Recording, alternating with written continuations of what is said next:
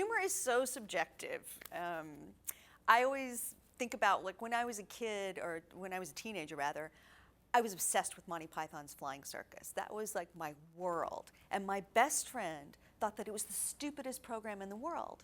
And she thought Benny Hill was super funny. And I was like, Benny Hill is sexist and stupid. And still the fighting continues. I mean, and other than the fact that she was obviously wrong, we could not agree on what was funny there. And so it's very, very subjective. But I think that the world is, I mean, I think sometimes humor is the best, sometimes it's the best medicine, as we know, but it's also, I think, sometimes a way of exploring really difficult or political topics, because many times they are absurd. I mean, there's a reason that we read Jonathan Swift, and there's a reason that we read George Saunders. And also, things are just ridiculous. There's so much that's ridiculous.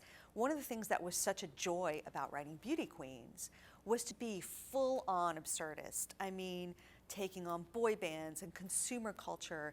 And I grew up watching James Bond movies, which I adored, even though they're, you know, they're kind of sexist. But it was like to be able to turn it on its head, but play with all those tropes. And also to be able to talk about all of the ridiculous messaging that teenagers get, and especially that teenage girls get. And I think that a lot of times when dealing with satire, I always say this gets harder and harder to write satire because the world is just so insane. And in fact, when I wrote Beauty Queens, all the stuff that I thought was completely over the top. Well then, you know, one of the, in Beauty Queens, there is this sort of crazed dictator, Momo Bichacha, and he is obsessed with this politician, Lady Bird Hope, this American politician, Lady Bird Hope.